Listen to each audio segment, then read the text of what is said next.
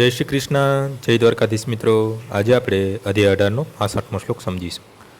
મન્મના ભવ મદ્ભક્તો મધાજી માં નમસ્કુરુ મામે વેશ્યસી સત્યમ તે પ્રીતિ જાને પ્રિયોશી મે. સદૈવ મારું ચિંતન કર, મારો ભક્ત થા, મારી પૂજા કર અને મને નમસ્કાર કર. આ પ્રમાણે તું નિઃશંકપણે મારી પાસે આવીશ. હું તને આનું વચન આપું છું, કારણ કે તું મારો બહુ વહાલો મિત્ર છે. મનુષ્ય કૃષ્ણના શુદ્ધ ભક્ત થવું જોઈએ, તેમનું નિત્ય ચિંતન કરવું જોઈએ અને તેમના માટે કર્મ કરવું જોઈએ. એ જ જ્ઞાનનો ગૃહ્યાતિ ગૃહ્ય ભાગ છે.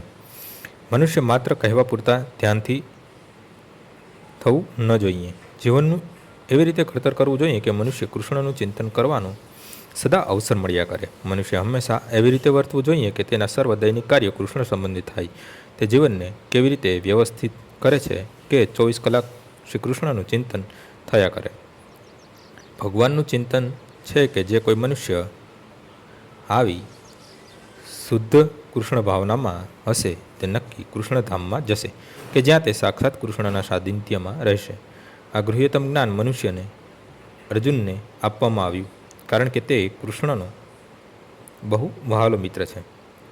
જે કોઈ મનુષ્ય અર્જુનના માર્ગનું અનુસરણ કરશે તે શ્રી કૃષ્ણના પ્રિય થઈ જશે અને અર્જુનને મેળવી હતી તેવી પૂર્ણતા પ્રાપ્ત કરી શકશે. આજનો શ્લોક અહીં પૂર્ણ થાય છે. આવતીકાલે ફરીથી સવારે 6 વાગ્યે મળીશું. જય શ્રી કૃષ્ણ.